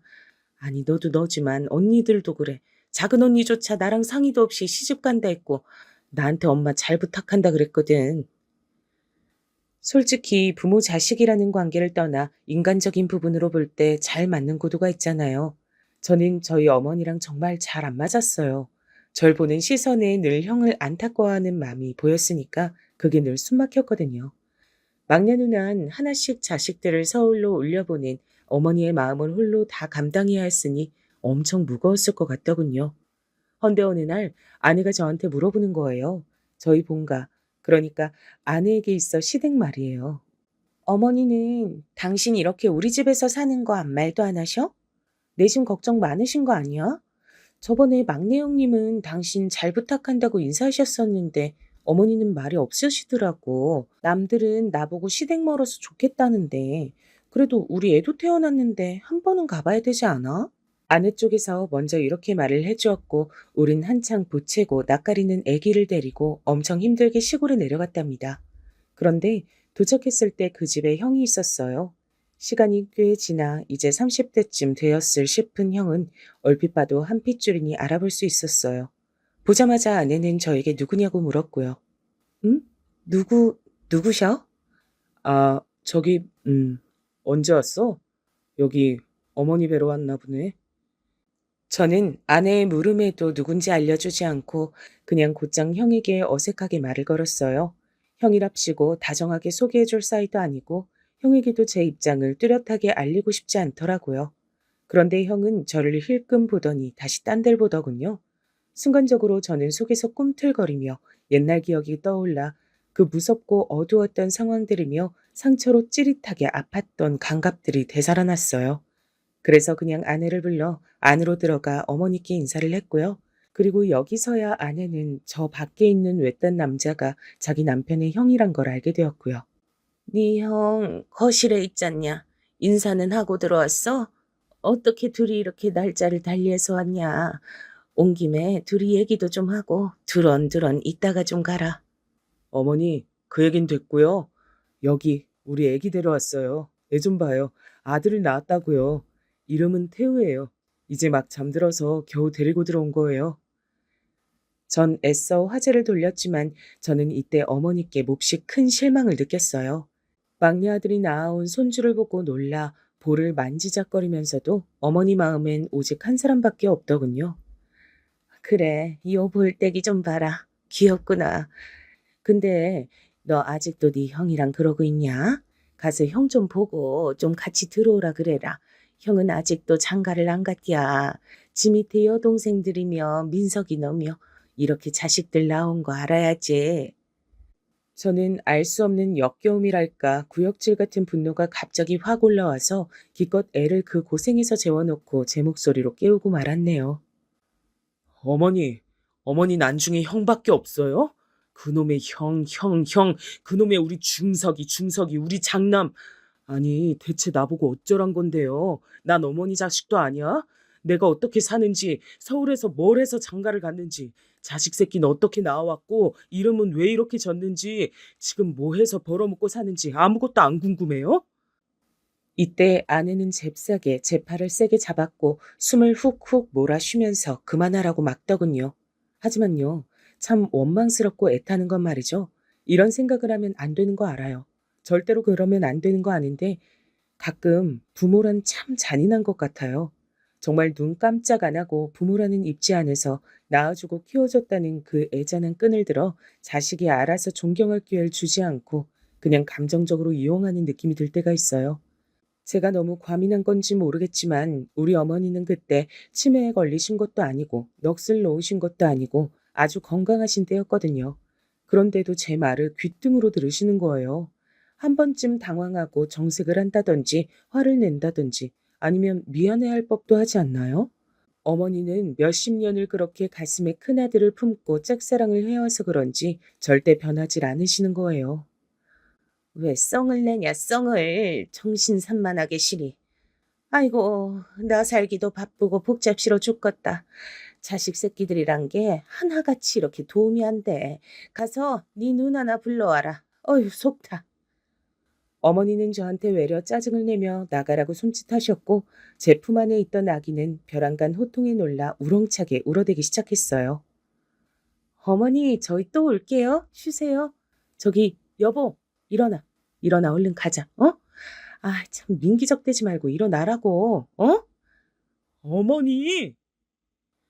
저는 아내야말로 애 데리고 나가라고 손짓을 하며 그대로 우뚝 서서 어머니를 노려보며 말했어요. 절 보지도 않고 아예 몸을 돌아놓은 그 야속한 등을 향해서요. 안타까워 마지 않는 큰아들 평생 가슴에 품고 죽을 때까지 그러고 사세요. 막내 아들은 어디 가서 죽었다 치시라고요. 다시는 어머니한테 안 와요. 죽어서도 안 만나요. 죽는데도 어머니 곁엔 안 갈 겁니다. 왜냐고? 어머니는 거기서도 어머니 큰아들 붙잡고 질질 짜고 있을 거잖아. 그럼 갑니다. 이런 저를 여지없이 아내가 등짝을 세게 내려치지만 그냥 문을 확 열어젖히고 나갔어요. 그러자 형이 저를 빤히 아주 고깝다는 듯이 응시하고 있더군요. 전 있는 대로 날이 섰고 형이랑 머리 하나 차이 나던 키에서 제가 이제 더 큰 상태이기에 이글이글 불타는 눈으로 한마디 뱉었어요. 비켜. 나가야 되니까. 형이랑 할 말 없으니까. 그리고 저는 곧장 형 옆을 지나 아내만 그 자리에 두고 나가버렸어요. 아내는 궁시렁궁시렁 또 자잘자잘하게 뭐라고 막 형한테 말하는 소리가 들렸고 그러면서 애를 데리고 서둘러 나오더군요. 당시 너무 서럽고 힘들었고 돌아오는 차에서 정말 땅으로 꺼져버릴 것 같은 기분이었어요. 근데 제 아내란 참 특이한 사람인 게 보통 그 정도 눈치 있으면 다들 조용히 말도 안 걸고 그래주지 않나요? 저희에겐 돌쟁이 아기가 있다는 특수성이 있어서인지 절대 봐주질 않더라고요. 당신 일단 태워받아서 기저귀 좀 갈아봐. 뭔지 몰라도 뭔가 힘든 건 알겠는데 아무튼 그건 지금 중요하지 않아. 내가 분유를 뭔가 적게 갖고 온 것 같아. 우리 집에 도착할 때까지 애를 그냥 재워서 가야 돼. 지금 졸려할 때 푹 재워야 돼. 버스에서 애 깨면 우리 끝장이야. 한참 감상에 빠져 허우적거리고 온갖 비통한 생각에 잠겨있을 저를 똥기정기 마주하게 하며 현실로 끌어올린 아내. 결국 저는 즉각 갈아주고 아내 말에 순종하며 얌전히 아기를 재우기 위해 온 숨을 죽이고 정신을 집중했어요. 하지만 그때 버스 안에 요란스러운 사람도 많았고 애는 깨버렸고 완전 시장통 전쟁이 일어나고 만 거예요. 저는 당시 틈만 있으면 앞서 있던 형과 어머니 그 대치를 생각하며 분노하려고 했는데 그 분노의 정쟁은 다른 곳에서 터지고 말았지 뭐예요. 바로 제 아내와 옆좌석 아저씨 말이에요. 아, 진짜. 아저씨 무슨 거저 태어나서 거저 자랐어요? 애가 울 수도 있지. 그것도 못 참아서 옆에서 애 들으라고 그렇게 욕을 해요. 진짜 미쳤나, 이 대머리 아저씨가. 저는 너무 놀래 아내 입을 틀어막으려 했으나 아내는 목숨을 무슨 여러 개 내놓고 박인세이라는 사람처럼 무섭게 생긴 아저씨에게 계속 삿대질을 하는 거예요. 아니, 옆에 내가 미쳤나? 지금 누구 잘못이야? 누구 잘못이냐고? 어이, 거기 옆은 서방이야? 서방이 돼갖고 옆에 내 날뛰는 걸 그냥 보고만 앉아있어? 당시 저도 움찔해서 뭐라고 말을 하려는 차에 정말 다행히도 아니 사실 다행은 아닌데요. 아무튼 아내가 대신 또 나서서 맞서 싸워줬어요. 와, 이 아저씨 비겁한 거 보소. 이제 말로 안 되고 뭐로 안 되니까 여자네 뭐네 공격하면서 엄한 같이 온 일행을 뭐라 하고 앉았네? 그러고도 아저씨가 남자야? 여보, 제발 그만. 일단 태우를 내가 좀 달래볼게. 하지만 이런다고 해봤자 배고픈 애가 울음을 그치겠냐고요. 그나마 집이랑 크게 멀지 않은 거리에 있어서 망정이었지 아니었으면 정말 끔찍할 뻔했어요. 우리 둘 다 식은땀 뻘뻘 흘려가며 등이 다 젖어가지고는 탈진한 아기를 안고 집으로 들어왔는데요. 그러고도 아내는 저희 집 관련해서 하나를 묻질 않더라고요. 배려해서 모른 척 해준 걸 수도 있고 실제로 크게 관심이 없어서 안 물은 것 같기도 하고 저도 아내 속은 잘 모르겠어요.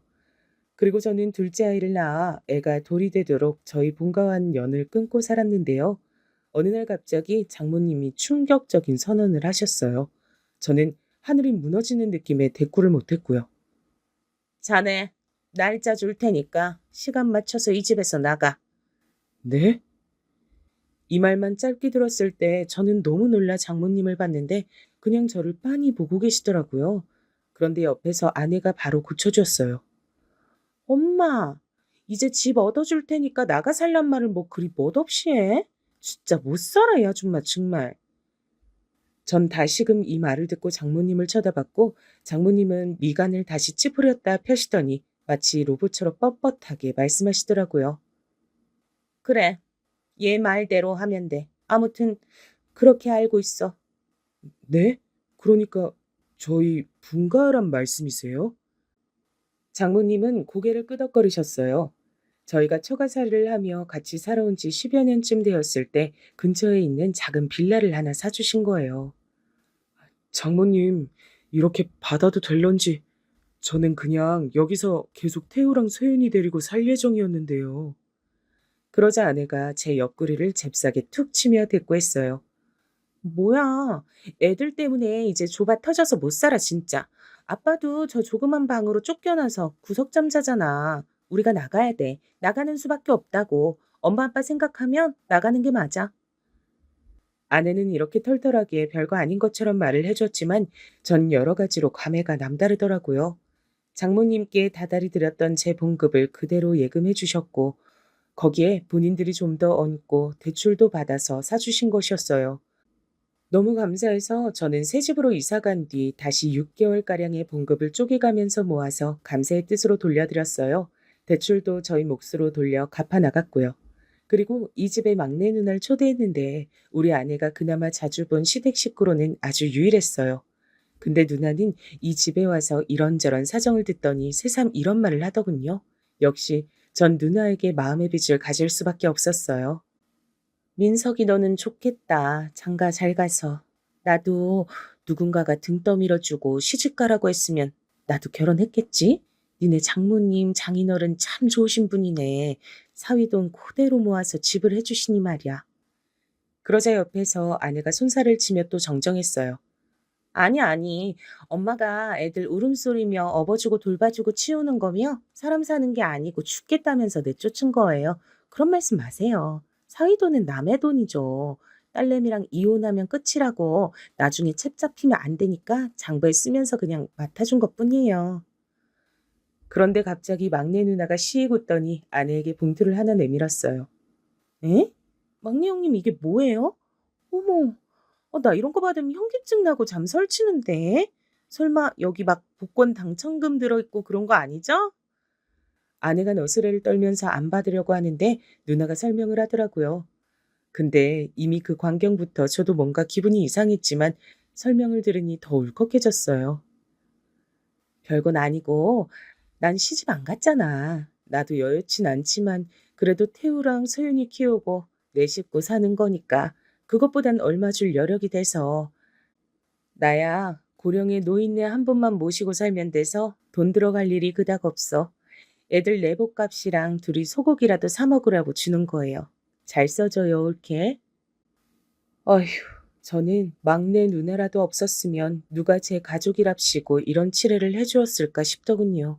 어머니조차 하지 않는 일은 실제로 제가 다녀간 후 돌아가실 때까지도 한 번도 연락 없으셨는데 말이에요.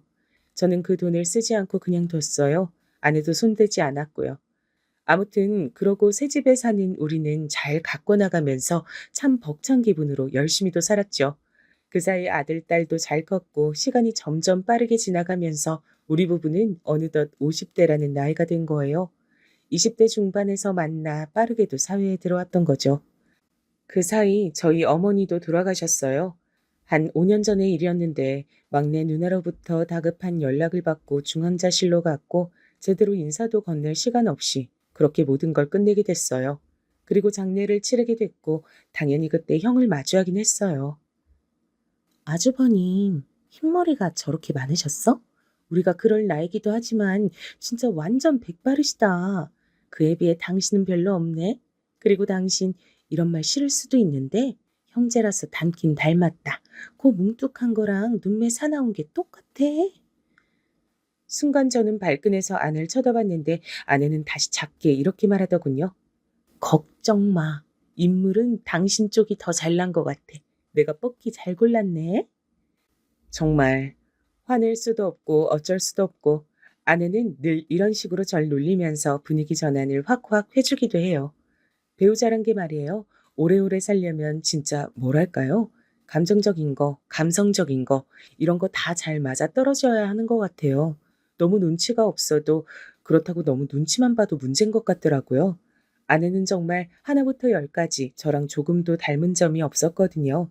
근데 달라서 다행이라고 느꼈던 건 어머니 장례식 때였어요. 그렇게 싸우고 어머니께 매몰차게 말하고 나와서 이후 뭔가 할 말도 없었지만 그냥 그렇게 시간만 굳혀서 보내드리게 되었던 거죠. 나름의 후회도 원망도 있어 복잡하던 저를 아내는 특유의 그 강한 성격답게 딱딱 일처리만 확실히 하라며 강조하더군요. 봐봐, 우리 엄마 아빠도 곧 장례 치르실 날이 있을 거 아니야. 그때 당신이 정신줄 잡고 나한테 잘해줘야 돼. 이성적으로 일 처리 잘해야 된다고. 지금도 마찬가지야. 손님들 잘 맞이하고 어머니 잘 보내드리는 거 그 두 가지는 당신이 꼭 해야 될 일이야. 그것만 생각해. 아내가 잡아준 이 두 가닥의 길 덕분에 저는 여러 감정이 교차하는 그 바닷속 안에서 겨우겨우 장례를 잘 마쳤어요. 특별히 형이나 누나들과 부딪힐 일도 없었고요. 그러고 나니 외려 장례 끝난 뒤 제 안에 정리할 것들이 여실히 보이더군요. 이후로 시간이 지나 애들도 클 만큼 컸고 저희도 빌라는 세주고 아파트로 이사가서 새로운 삶을 살고 있었는데요. 이상하게 이 나이쯤 되니 생각이 많아지고 좀 울적해지는 거예요. 근데 갑자기 막내 누나가 이런 소식을 알려왔어요. 누나는 어머니가 돌아가시고 나름 해방이라고 생각했는지 별걸 다 배우러 다니고 어디건 다 쫓아다니더라고요. 민서가, 우리 고등학교 동창회 종종 하고 있는 거 몰랐지? 나 얼마 전에 거기 내려갔다가 옛날 친구들 몇 명 만났는데 얘기 들었다. 너 한번 가볼래? 그때 학교들 짜잘한 곳들은 다 폐교하고 얼마 안 남아가지고 근처 지역 애들까지 다 불러서 학년 상관없이 모인대. 그런 데를 내가 왜 가? 누나나 가. 그러자 누나가 벼랑간 눈이 확 뜨이는 말을 하는 거예요. 너 나이를 괜히 먹는 줄 알아? 계속 그렇게 시큰둥하고 사람이 가라앉으면 그러면서 정신도 마음도 같이 가라앉고 늙는 거야. 뒷방 늙은이가 진짜 뒷방에만 있어서 무시당하는 줄 알아? 전 대충 무시하려다가 이건 슬쩍 궁금해서 귀를 열었어요. 뒷방에서 나올 생각을 안 하니까 거기서 늙어 죽고 제가 되는 거지. 변할 게 없으니까. 기대가 안 되니까. 사람들이 보잘것없이 여기는 거야. 숨 붙어 있는 동안은 열심히 몸 움직이면서 새로운 거 계속 만나고 살아야지. 이러면서 누나는 재빨리 또 말하는데 이 부분은 마음에 걸렸어요. 나는 엄마 보내고 느낀 게 많아. 난 저렇게 계속 옛날 것들만 추억하고 애달아 하면서 몇십 년씩 갉아먹고 한숨만 몇 톤 내쉬는데 밥으로 에너지 채워가며 살고 싶지가 않아. 사실 나 언니 오빠들이랑 너까지 결혼한 거 많이 부러워했다. 근데 이제 뭐 하나 싶어. 나이 50이면 60이면 왜 할 게 없어? 너도 애들 다 키웠잖아. 하고 싶은 거 해. 누나 말에 마음이 불현듯 꽂히고 움직이는 게 있어 괜히 저도 쭈뼛쭈뼛대면서 일단은 가겠다고 말을 했어요. 아내한테도 말했더니 자기도 따라간다는 거예요. 그런 자리에 나도 빠질 수 없지. 그리고 동창회에서 그렇게 불륜이 많이 일어난다며? 마누라라는 완장이 옆에 딱 붙어 있음. 당신도 딴짓 못하겠지? 참, 날 뭘로 생각하는 거야, 당신은. 알았어. 뭐 나야 같이 가든 말든 상관없어. 이거야 이거라고 치고 저는 살짝 걸리는 게 하나 있었어요. 혹시나, 어쩌면, 만약에 이러면서 좀 생각하면서도 설마 하면서 그 자리에 갔어요. 아침 일찍 서둘러서 아내랑 함께 내려가서 그 장소에서 막내 누나를 선두로 해서 여러 사람들이 넓은 카페에 모여들었고요. 알 것 같은 얼굴도 있었고 누군지 잘 모르겠는 얼굴도 있어서 물어봤더니 모르는 사람 맞더라고요. 아, 어쩐지 우리 고등학교만 오는 건 아니라고 했죠? 이 부근에 살던 그 비슷한 또래들이 다 모인다더니 진짜 그런 거였네. 아무튼 이 동네 살았으니까 그건 반가워요. 머쓱해서 제 딴엔 얼마나 땀 찔찔 흘리며 수습을 했는지 몰라요. 그러고 슬슬 자리 잡고 앉아있는데 누군가 제 어깨를 툭 치더라고요. 또 낯선 사람일까 싶어 별 생각 없이 고개를 돌렸는데 처음엔 잘못 본 줄 알았어요. 누, 누구?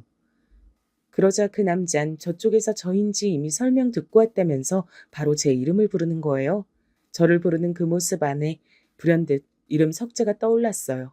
그 이름은 박정환. 제 청소년기 시절 저뿐 아니라 저희 형제를 엉망으로 만들어서 엮어버린 그놈 말이에요. 뭘 못 알아보는 눈치야. 곧 되게 서운하네. 나 정환이잖아. 박정환이. 이제 뭐 군수가 되어 이것저것 살피느라 바쁘신 몸이 됐지만 말이야. 갑자기 쏟아지는 정보와 알고 싶지 않았던 이의 근황을 본인이 저렇게 직접 와서 전하니 저는 그저 너무 당황스러웠어요. 그런 사이 아내가 제 쪽으로 다가왔고 기골이 장대하고 멀대같이 큰 그 녀석을 보고 누구냐며 묻더군요. 그러자 정환이 이놈이 참 나이를 30년 더 먹었어도 꼴 같지 않은 얼굴 두께는 안 변하나 봐요. 잽싸게 또 말을 가로채서 답하지 뭐예요. 이쪽이 재수 씨? 그래. 장가 갔겠지 뭐. 반가워요, 재수 씨. 나 민석이 오랜 친구예요, 친구. 이러면서 이놈이 능글맞게 갑자기 악수하자면서 아내에게 손을 내밀었고 그럴 리도 없을 테지만 전 순간적으로 열이 올라 이렇게 뱉었어요. 잡지 마, 당신. 참 저도 못난 게 왜 이런 걸로 열이 올라 화낼 거면 정환이 놈한테 화내면 되지 아무 잘못도 없는 아내에게 화를 냈던 걸까요? 근데 이 분위기에 찔끔 놀란 아내는 이전에 형과 제 분위기를 살필 때처럼 정환이 놈과 제 사이를 살피더군요. 그런데 정환이 놈은 아주 빈틈없이 깐죽거리는 거예요. 아쭈, 뭐야? 깔짝깔짝 기분 나빠? 뭐냐? 친구가 재수 씨랑 악수도 좀 할 수 있는 거지. 그 옛날 생각 날랑 말랑 한다. 너 옛날에도 이렇게 기집애처럼 빽 하던 것 같던데 말이지. 순식간에 저와 이 녀석이 있는 테이블 쪽은 분위기가 싸해졌고 이놈은 카페에 오면서 뭐 어디서 술을 걸치고 온 건지 냄새가 폴폴 풍기더라고요. 별로 대화하고 싶지 않으니까 네 볼일 봐라, 정하나. 저는 최대한 목소리를 낮추며 말했고 예상대로 이놈은 거기에 안 맞춰주더라고요. 아이고, 친구야. 왜 그래? 왜 뿔이 났어? 응? 이 귀여운 녀석. 그러면서 제 볼을 만지며 뺨을 슬쩍 꼬집길래 저는 재빠르게 손을 뿌리쳤어요. 더 등치도 산만해지고 얼굴에 기름은 잔뜩 껴서 눈알은 시뻘겋게 충혈돼선 주변엔 직원들인지 뭔지 달고 와서 거만하게 말을 질겅질겅 씹어대는 정환이 놈. 이놈과 저 단 둘이만 있었다고 해도 열이 오르고 심장이 쿵쾅거릴 판에 그 옆에선 아내가 이 꼴을 보고 있었던 거예요. 전 정말 수치심이 머리 끝까지 차올라 저만치서 제 상황도 못 보고 떠들고 있는 막내 누나를 계속 쳐다봤어요. 근데 갑자기 이때 정말 언제나처럼 아내가 나서는 거예요. 저기 그만하시죠? 정환 씨라고요? 네, 네, 그렇죠. 박정환이. 그게 제 이름이죠. 재수 씨 기억력 비상하시네. 야, 민서가, 너 아주 똑똑한 현모양처를 뒀네. 대단하다, 너. 언제 이런 재주가 있었냐? 너도 우리 군에서 열심히 한번 일해볼래? 우리 딱 이런 비서가 필요한데. 아님, 네 마누라만 보내던지. 저는 진짜 마치 정신 착락이 온 사람처럼 머릿속이 복잡해졌어요. 식은땀이 쫄쫄 흐르면서 뭐라 대꾸하려는데 평소 늘 천연덕스럽게 말하던 아내가 갑자기 정색을 하고 나서는 거예요. 그만하시는 게 좋지 않을까요? 여기 보는 눈들이 많은데 저희 남편 불편해하잖아요. 그러자 정한이는 주변을 훅 둘러보더니 더 가관도 아닌 깽판을 쳐버렸어요. 그리고 이렇게 적으면서 저조차도 다시금 믿을 수 없는 사실이지만 그것 때문에 제 아내한테 응징을 당하게 됐고요. 이야, 재수 씨 대장부다, 대장부. 아니, 진짜 우리 사무실 와서 일 안 해볼래요? 나 재수 씨 마음에 드는데. 저기 민석이 내 꼬봉이었거든요. 그니까 꼬봉이었으니까 한 번 꼬봉은 100년 꼬봉이지. 재수 씨는 꼬봉 말고 꼬봉 비서? 아무튼 뭐든 뭐 명함 달게 해줄게. 그러면서 이놈이 슬쩍 제 아내 머리에도 손을 대려던 찰나 짝 하는 소리가 정말 이보다 더 잘날 수 없을 정도로 시원하게 이 공간을 울렸답니다. 그 소리를 낸 건 제 아내의 손이었고요. 뭐 배구공을 날리는 사람 마냥 겁도 없이 올려붙였더라고요. 여보, 아우 손 아파. 얼굴 거죽 되게 두껍네 진짜. 인간 거죽인데 소 가죽인가? 뭐 이렇게 따가워? 정환이 놈은 얼굴을 보여줬고 아내에게 손가락질을 하며 바들바들 떨며 성큼성큼 더 가까이 걸어 들어왔고요. 제가 뛰어들어 막던 찰나 아내가 다시 고개를 쓱 내밀어 말하는 거예요. 손 아파. 이건 때린 것도 아니고 외려 내가 얻어맞은 것 같네. 얼굴에 뭐 가죽 소파크림이라도 발랐어요? 기름기 좌알잘 흘러가지고 거죽 두께도 두꺼워갖곤 아파 죽겠네. 그리고 더 해볼 거면 해봐요. 녹음기 돌고 있으니까. 이 말에 정환이는 이마 쪽에 한눈에 알아볼 정도로 핏대가 딱딱 순서대로 서더라고요. 뭐? 야, 너 죽을래? 뭔 헛소리야, 이 여자가 진짜. 네가 지금 누구한테 손댄 줄 알아? 참, 별 가짜눈치도 하는 게 진짜. 야, 너 이리 나와봐. 그러자 아내는 그 숨막히는 분위기에서 막내 누나가 쫓아와 말리려는 중에도 따박따박 말하는 거예요. 더 해봐. 더 해봐. 실시간으로 중계해준다. 너도 반말하니까 나도 반말해볼까? 우리 남편 동창이면 너도 나보다 1살 어리네. 야, 뭐 군수? 네 같은 걸 군수랍시고 같이 살아야 하는 국민들은 무슨 긴급 재난도 아니고 뭐냐 진짜. 이러면서 아내는 계속 이어서 반박했어요. 녹음한 거 싹 풀어서 이 긴급 재난을 빨리 해제시켜줘야지. 정신머리가 있으면 네 이 꼬라지 보고 군수 자리 있게 그냥 두겠어? 이 꼬라지 보고도 네 놈을 그냥 군수로 두고 있으면 지들 군민 수준에 맞는 우두머리를 두는 거니까 그냥 냅둬야지 뭐. 녹음하고 있다는 말을 반복하는 아내에게서 정환이 놈은 계속 뭐라 반박을 하면서도 목소리는 여전히 컸으나 말 어투는 점점 순해지는 게 느껴지더라고요. 그러면서도 다시 꼿꼿하게 따지는 거예요. 재수 씨, 장난하지 말고 그 녹음인지 뭔지 이거 불법이니까 적당히 해요. 그거 이리 내놓으라고요. 그러자 아내는 여전히 같은 자세로 노려보면서 힘주어 말했어요. 와, 평소에 말로 도저히 저 여잔 못 이긴다고 생각했는데 못 이기는 남자가 저뿐은 아닌 것 같아서 약간 안심했네요. 불법 녹음 좋아하네. 녹음해서 쫄릴 짓을 안 하면 되잖아. 뭘 내놔? 내가 갖고 내 뜻으로 신변에 불안을 느끼고 녹음하는 건데. 가져갈 건 가져가봐. 내가 주머니건 어디에 놓고 녹음하는 줄 알고 달래. 한번 강제로 뺏어가 볼래? 내 손으론 절대 안 줄 건데 어떡할래? 이런 실랑이가 계속해서 벌어지자 정환이 놈은 점점 술 기운도 빠지고 주변에 쳐다보는 눈도 너무 많고 심지어 실제로 동영상을 찍는 사람들도 하나둘 보이니 당황한 게 느껴졌어요. 재수 씨, 그러지 말고 그래요. 내가 이렇게 아까 행동은 좀 장난이 지나쳤다고 사과할게.